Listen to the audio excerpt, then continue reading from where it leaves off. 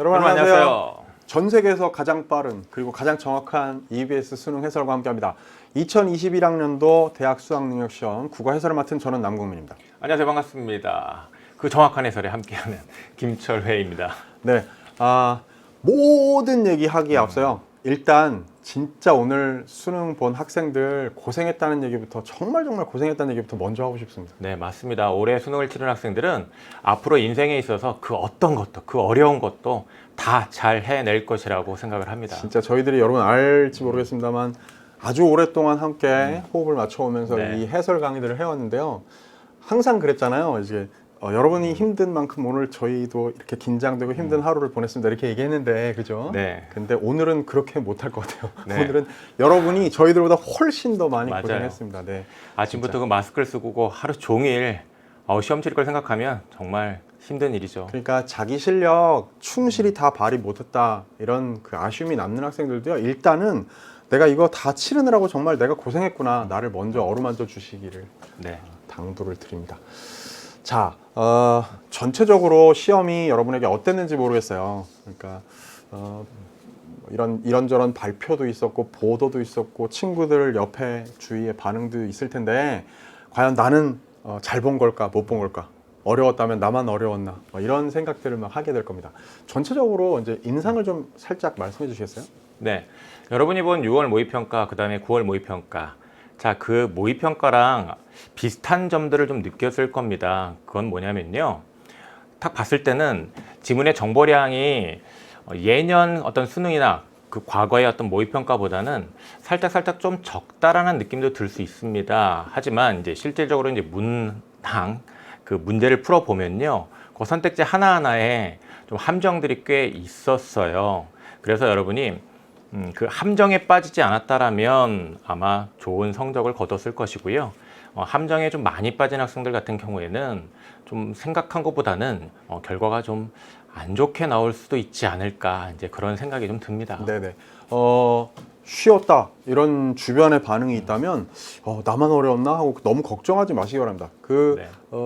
그렇게 옆에서 친구들이 얘기하는 것만큼 그렇게 쉬운 시험 아니었습니다. 그리고 지금 김 선생님 하신 말씀도 이런 의미예요. 말하자면 저도 이제 거기에 한마디 덧붙이자면 참 절묘하게 문제를 참 잘 만들었다는 생각이 듭니다.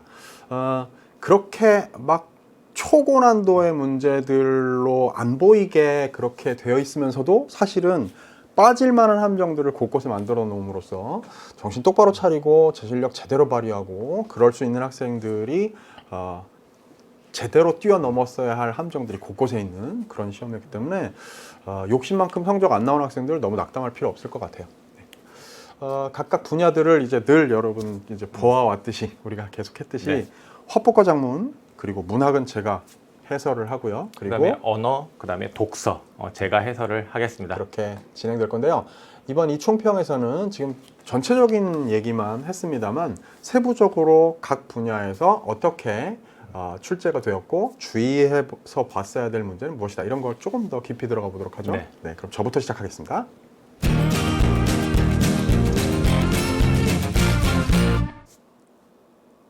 전체 수능 중에 1교시가 국어고요. 그 중에서도 맨 앞에 있는 게 화법과 작문입니다. 아시죠?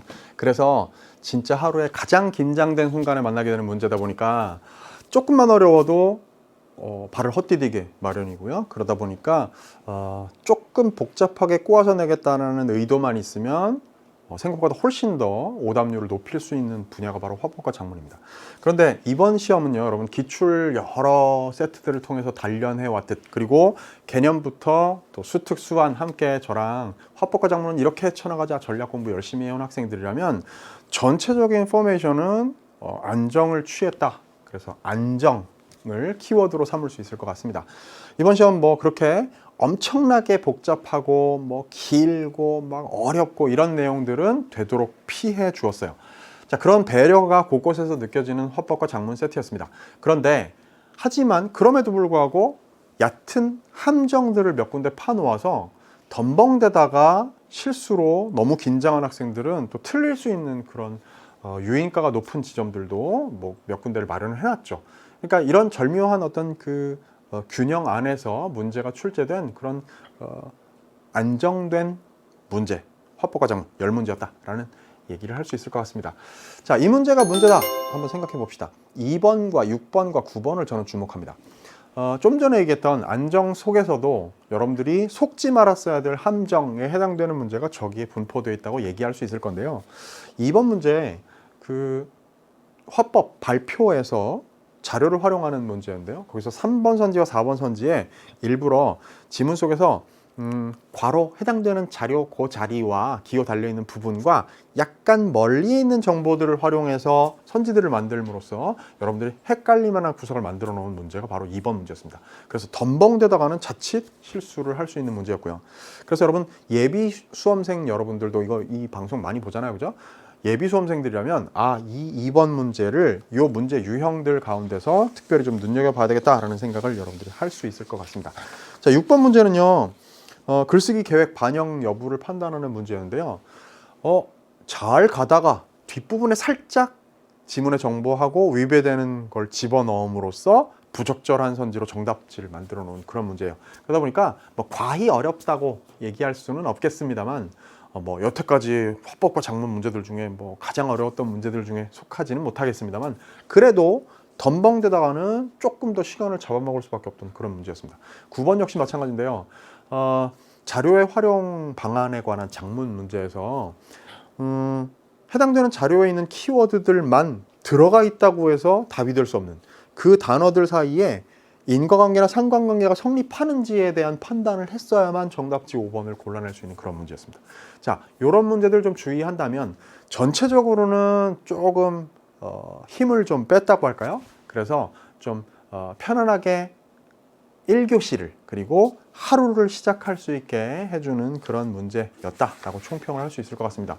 다만 복귀를 하는 오늘의 수험생이라면 이 문제들을 중심으로 해서 다시 한번 나의 실수는 무엇이었나, 나의 전략은 적절했나 생각해 볼 필요가 있고요.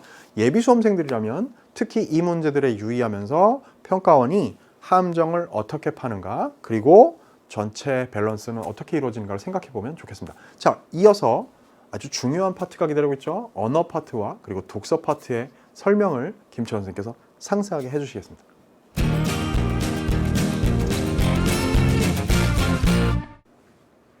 화법과정문에 이어서 언어 그리고 독서의 출제 경향을 분석을 해보도록 하겠습니다. 먼저 언어를 살펴보지요. 언어는 총 5문항이 출제가 됐습니다. 이렇게 5문항 출제되는 것은요, 예년의 경향을 그대로 이은 것이고요. 첫 번째 11번, 12번 두 개의 문항이 또 이제 세트로 엮여 있는 것이기도 했습니다. 이번 수능에 언어 그 5문항과 관련해서 이제 여러분이 주의했어야 되는 것은 이제 무엇이냐면 정확한 분석을 했어야 된다라는 걸 또 얘기할 수 있습니다. 이건 뭐냐면 언어에는 많은 사례가 주어집니다. 그 사례 하나하나를 세세하게 잘 분석을 하는 것이 중요하다는 겁니다. 첫 번째 문제와 관련해서 이제 간단하게 짚어보면 그 문제에서는요, 관형사와 관형어의 차이점에 유의하여 요소들을 정확하게 분석을 해야 했거든요. 그걸 잘하지 못했다고 한다면 분명 함정에 빠졌을 것이고요. 네. 그리고 문제 해결의 열쇠라는 것도 특징으로 제시할 수 있는데요. 마지막 문제와 관련해서 이제 얘기를 할 수가 있는데 그 문항 안에 문제를 해결하는 키가 있었습니다. 그 키를 잘 찾지 못했다고 한다면 아무래도 또 선택지들을 판단하는 데 있어서 어려움을 겪을 수밖에 없었습니다. 이와 관련해서 이제 여러분이 유의해야 하는 두 개의 문항을 짚어보면요. 11번, 15번입니다. 이 11번에서 새는 관형사고요. 그 다음에 수문은 관형사가 아니었습니다. 그것은 관형어이고요. 숨다, 그럼 품사로 치자면 동사입니다. 자, 이렇게 관형사랑 관형어의 차이점을 정확하게 알고 요소별로 분석을 해야 되는 것이고요. 그 다음에 여기 제시한 문항은 아니었습니다만 문장에 관한 문제에 있어서도요. 인용절과 관형절의 차이점을 또 정확하게 잘 알지 못하고 그리고 그 요소, 즉 어미와 인용격조사를 구별하지 못했다고 한다면 어려움을 겪을 수밖에 없었어요. 문법은 이렇게 요소를 정확하게 꼼꼼하게 잘 분석해야 한다라는 거 강조하겠고요. 15번과 관련해서 하나 다시 한번 얘기를 하면 문제 해결의 키가 반드시 문제 안에 들어 있습니다. 이 15번에서의 문제 해결의 키가 되는 것은 무엇이었냐면 뭐뭐에서처럼 반모음 이로 끝나는 이중모음. 그 뭐뭐에서처럼이라는 것을 주목하지 못했다고 한다면 선택지 2개 남기고 그 이 둘 중에 무엇이 답인지 고민할 수밖에 없었습니다. 자, 그에 대한 자세한 해설은요, 해설 강의를 참고하도록 하고요. 이어서 독서에 대한 출제 경향을 분석을 해 보도록 하겠습니다. 먼저 강조할 수 있는 것은 새 교육 과정입니다. 올해 여러분이 치른 수능, 2021학년도 수능부터요, 바로 바뀐 교육 과정이 적용이 됩니다. 이에 따라서 올해 6월 모의평가부터 이제 새롭게 나타난 경향이 바로 뭐냐면 독서에 가와 나로 엮이는 것입니다. 이렇게 가와 나로 엮이는 것은요, 교육과정에서 강조하고 있는 주제통합적 읽기와 관련이 있습니다. 주제통합적 읽기라는 건 뭐냐면 유사한 주제에 대한 다양한 글을 대조하면서 읽는 능력을 요구를 합니다. 그리고 그냥 그렇게 읽고 끝나는 게 아닙니다. 관점이 여러 개가 있기 때문에 그것을 비판적, 창의적으로 재구성하는 것도 굉장히 중요하게 여겨요. 그에 따라 출제된 문항이 이제 20번인데 이런 가와 나로 엮이는 이런 새로운 세트, 예비 수험생들은 정말 잘 그에 대한 대비를 할 필요가 있습니다. 그 다음에 이제 연계의 힘인데요. 흔히 연계라고 하면 문학을 많이 생각을 합니다. 하지만 선생님이 독서를 강의를 하면서요, 정말 많이 강조해왔던 것들이 있습니다. 그건 뭐냐면 독서에서도 연계가 된다. 그 독서에서의 연계의 힘이라는 것은 경우에 따라서는 정말 크게 작용할 수도 있다. 물론 경우에 따라서는 이것이 연계된 것인가라는 것을 미미하게 느낄 수도 있습니다. 크게 느낄 수 있는 것 관련해서 이제 선생님이 강조했던 건 뭐냐면 견해 주장이 연계가 된다. 그 다음에 개념이 연계가 된다. 그리고 원리 방법이 연계가 된다라고 했습니다.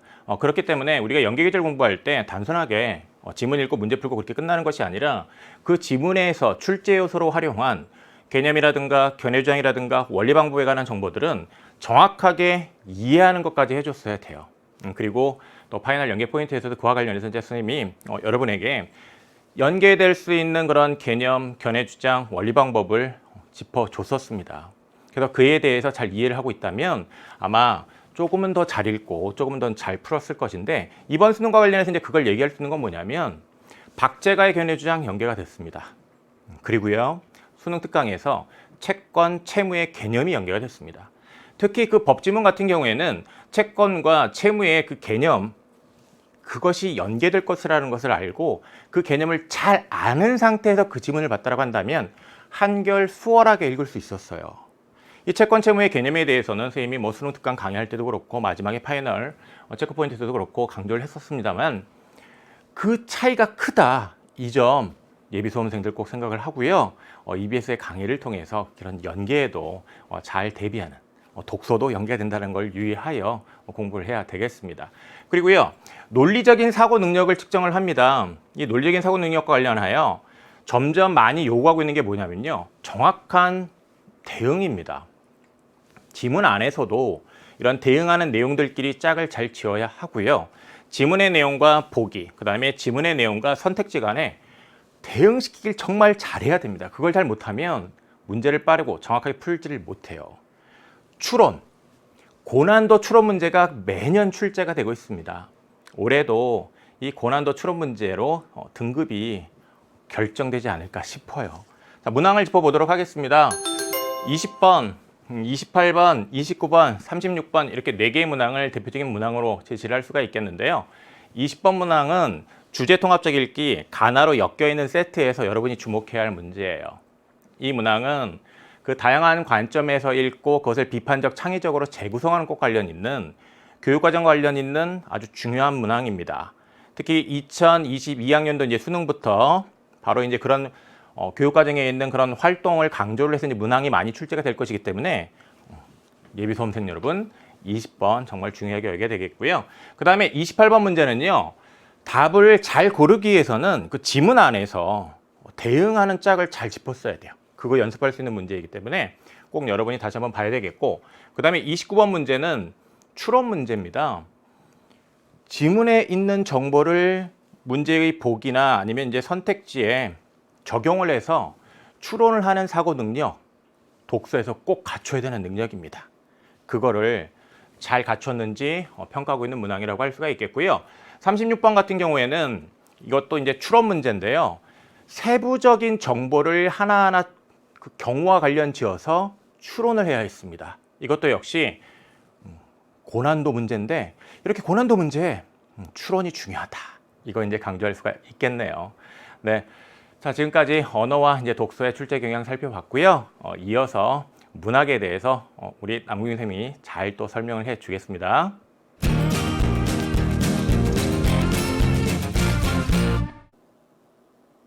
문학입니다. 저와 함께 1년 동안 문학 공부해온 학생들 진짜 열심히 꼼꼼하게 끝까지 함께 했던 수험장에 손 이렇게 꼭 붙잡고 들어간다. 그리고 음성 지원 서비스 해주겠다 했던 학생들, 그거 기대합니다 했던 학생들은 깜짝 놀랄 만한 시험이 아니었을까라는 생각합니다. 그죠? 시험 보면서 아마 소름 돋은 학생들 굉장히 많았을 텐데요. 자, 3가지 키워드로 문학을 한번 정리해 보겠습니다. 첫 번째, 연계의 힘이에요. 7개의 작품 가운데 4개의 작품이 연계가 되었고요. 왜 제가 소름 돋았을 거라고 얘기했는가 하면 그 연계된 4개의 작품 모두 현대시, 현대소설, 고전시가, 그리고 고전소설 모두 마지막에 제가 물론 특수안에서도 열심히 재미있게 충실히 설명했던 작품들입니다만 파이널 체크포인트 저와 함께 남궁민의 연계 잡는 문학기출 함께 공부하면서 정리했던 몇 작품 제가 고르고 골라 엄선했던 작품들 안에 다 들어있었습니다. 100% 적중. 와, 어마어마한 거 아닙니까?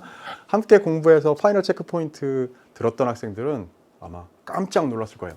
자, 연계의 힘이 그렇게 크다는 것을 아마 절감했을 테고, 물론 시가의 경우에는 고전 시가도 동일한 수특의 대목이 그대로 연계 출제가 됐고, 또 현대시 수능 완성해서 이용학의 그리움 그대로 본문 출제가 됐고요. 소설은 현대소설도 고전소설도 약간 다른 대목이 우리 교재와는 다른 대목이 출제되긴 했습니다만 제가 강의에서 줄거리 얘기하면서 다 재밌게 그 상세하게 들려드렸던 대목이라서 이거 마치 읽은 것 같았어요 라고 여러분들이 다 느꼈을 거라고, 함께 공부했던 사람들은 그렇게 느꼈을 거라고 생각합니다. 연계의 힘 어마어마했죠. 그리고 지금 7개 작품 가운데 4개 작품이라고 했는데 나머지 3개 작품도요 그다지 어렵지 않은 글들로 구성되어 있었기 때문에 그게 바로 연계의 힘을 더욱더 크게 절감하게 해주었던 그런 요소가 되었다고 저는 생각합니다. 자, 깊이 있는 보기, 두 번째 키워드 제가 얘기해 볼게요. 이렇게 연계가 뚜렷했음에도 불구하고 사실 문학이 전체적으로 아주 쉬웠느냐라고 얘기하면 그렇지는 않습니다. 보기가요 진짜 진짜 평가원의 이 내공이 느껴지는 묵직한 보기가 여러 개가 출제가 됐습니다. 그래서 그런 깊이 있는 보기를 통해서 문항을 구성하다 보니까 선지도 그냥 바로바로 답이 나오는 그런 식의 문제가 아니고 좀 깊이 생각해야 되고 이거 맞는가 틀리는가 헷갈리는 그럴 만한 문제들이 충분히 있었다. 그래서 아마 문학에서도 독서 못지않게 그렇게까지는 아닐지 몰라도 변별력 확보를 위해서 심어놓은 어떤 그 출제 어려운 요소들이 함정으로 작용하는 부분들이 있었다는 겁니다. 자, 신유형이라고까지 이건 생전 처음 보던 유형인데 라고까지 얘기할 수는 없어도 살짝 신유형이라고 부를 수 있을 만한 것들도 있으니 눈여겨봐야 되겠다. 자, 지금 이 강의 듣고 있는 학생들은요 요 키워드 3가지를 올해 수능의 문학 파트를 자기가 키워드로 삼아가지고 공부의 방향을 잡는데 예비 수험생들은 꼭 참고를 하기를 바랍니다. 그리고 물론 당연히 복귀하기 위해서 오늘 시험 봤던 학생이 볼 때도 그랬었지, 맞아, 내가 느꼈던 것, 내가 놓쳤던 것 아마 참고가 되리라고 생각합니다. 자, 연계의 힘, 깊이 있는 보기, 신유형 몇 가지 얘기하죠. 연계 작품은 뭐 당연히 그렇습니다. 다 알 테고 아까 얘기했다시피 4개의 작품이 연계가 출제가 됐고 또 100% 파이널 체크포인트 적중을 했고요. 문제에서요 그런 그 특징 키워드들을 잘 보여주는 문제들을 이렇게 선정을 한번 해봤습니다. 25번, 39번, 40번은 깊이 있는 보기와 관련해서 얘기한 거고요. 25번 또 한 번 중복됩니다만 요 두 문제는 이제 살짝 신유형으로 언급할 거예요. 요 25번이 2번이나 언급되는 이 문제는요 다소 까다로운 문제이기도 했습니다만 보기 자체가요 신체의 감각, 그래가지고 시각이니 후각이니 막 이런 것들을 통해 청각이니 이런 것들을 통해 가지고 소설 지문이었는데 서영은의 사막을 건너는 법, 거기에서 그 인물의 감각적 경험을 통해 가지고 서사와 연관짓는 그런 깊이 있는 보기를 만들고 그런 것이 사실은 살짝 신유형이기도 한 거죠. 이전의 소설에서 그런 식의 보기를 구성하면서 내용을 분석하는 문제는 이전엔 없었거든요. 굉장히 참신한 문제 유형이라고 말할 수 있기 때문에 좀 눈여겨봐둘 필요가 있습니다. 근데 이제 뭐 그런 식으로 앞으로 소설에서 인물의 감각을 가지고 꼭 문제를 만든다 이런 얘기가 아니고 이런 식의 굉장히 낯선 접근도 평가원은 깊이 있는 보기를 통해서 해내는구나 라는 것을 우리가 봐둘 필요가 있고요. 그렇게 묵직한 보기를 통한 신유형이 출제됐을 때 거기에 대응되는 정답 고르는 능력을 기르기 위해서는 진짜 지문을 제대로 읽어낼 수 있는 힘이, 상상도 못했던 보기가 시험에 출제가 딱 되어 있을 때도, 제시가 되어 있을 때도 여러분들이 거기에 준거를 해서 작품을 감상할 수 있는 힘이 길러져야 되겠다, 이런 생각을 할 수 있겠습니다. 자, 39번, 40번 요거 이제 갈래복합 세트에 있던 문제인데요. 거기 39번에 있는 보기 천상의 시간과 지상의 시간이라는 어려운 개념을 활용해가지고 선지를 만들어 두었습니다. 그 보기가 깊이 있는 보기로, 또 40번에서는 이제 내적 고요와 외적 고요라는 그 고요를 또 이렇게 깊이 들어가서 그 둘을 또 나누어서 설명하는 그런 식의 정말 그야말로 내공이 느껴지는 깊이 있는 보기들로 구성되어 있어요. 이런 문제들은 쉽지 않습니다. 더군다나 이제 아마도 많은 학생들이 그렇게 느꼈을 텐데, 갈래복합 세트, 고전 시가하고 이제 수필이 엮여 있었던 요 세트가요, 갈래복합 세트가 제일 어려웠어요. 39번도 만만치 않고요, 40번도 꽤 어려웠고요, 41번도 제가 여기서 뺐습니다만 41번도 꽤 틀린 학생들 많을 겁니다. 좀 헷갈릴 만한 구석들이 있는 그런 문제였어요. 그래서 아마 전체 중에서 뭐 개인차는 좀 있겠습니다만 객관적으로 볼 때는 이 갈래복합 세트가 제일 난도가 높은 그런 세트였다고 말할 수 있을 것 같습니다. 자, 요거 살짝 신유형에서 25번 문제를 좀 전에 약간 설명했었고요. 32번도 사실은 조금 힘준 문제예요. 보기는 없는 문제였지만 독특했습니다. 왜냐하면 고전 소설에서 말이죠, 소재의 기능과 관련된 문제를요, 뭐 꽃이면 꽃, 또 뭐 거울이면 거울, 이런 거를 한 군데에서만 끌어다가 선지 하나를 만드는 방식이 아니고요. 동일한 소재이되 각각 서사의 흐름 속에서 어떤 기능을 하고 있는지를 몇 개를 따다가 중복된 어떤 선지를 구성하는 방식으로, 참신한 방식으로 제시가 된, 항상 나오는 출제 요소인 소재의 기능, 서사적 기능에 관련된 문제를 약간 깊이를 더 깊게 만든 문제였습니다. 자, 이런 문제들 특히 좀 주의해서 다시 봐야 되겠고요. 그리고 내년에 수능을 볼 학생들, 예비 수험생들의 경우에는 이런 문제가 평가하는 문제가 가지고 있는 깊이구나, 연계를 이렇게 뚜렷하게 해준다고 했을 때 연계 교재를 철저히 공부하면서 그것을 기반으로 해서 이렇게 심도 있는 문제에 대응할 수 있는 진짜 실력을 길러야 되겠다라는 생각을 해보아야 하는 전략적인 사고, 길을 고민하게 만드는 그런 문제들이었습니다. 자, 여기까지 문학에 대한 해설이었어요.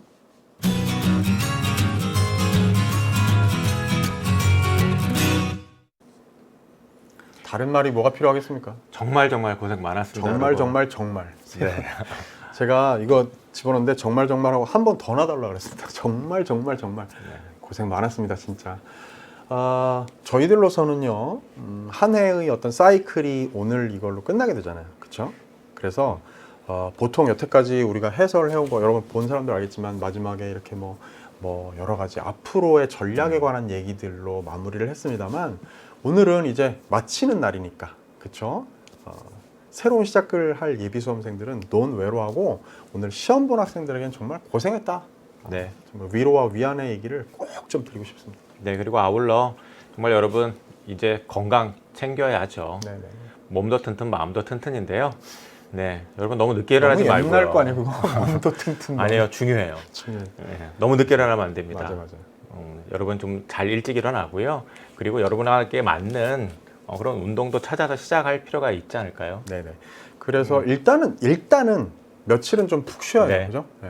푹 쉬면서 이제 체력 좀 회복하고요. 그 다음에는 좀 전에 김천 선생님 말씀하셨듯이 생활 사이클이 한 번에 너무 많이 무너지는 거는 되게 위험합니다. 그래서 좀 규칙적인 생활 다시 좀 회복을 하시고, 그런 다음에 또 전형 일정에 맞추어서 자기에게 맞는 현명한 전략을 세워서 결국에 입시에서 성공하는 그런 마무리 작업들이 남아있죠. 네, 정시 지원 가능 대학도 가늠해 봐야 되고요. 그에 따라 수시에 대학별 고사 응시할지 여부도 결정해야 되겠고, 그다음에 또 올해는 정시 지원할 때 변수가 좀 있어요.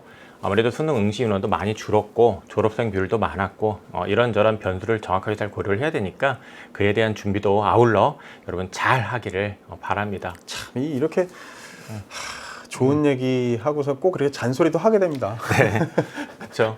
아직 조금 남았으니까. 네네. 네. 그리고 이제 오늘 시험 본 수험생들, 올해 수험생들은 정말 고생했고 지금 당부한 대로 마무리 잘 하시기 바라고요. 끝으로 이제 이 방송 또 많이 보는 게 예비 수험생들이니까 예비 수험생들한테 당부하고 싶은 말 꼭 한마디만 한번 해보고 마무리하죠. 우리. 네.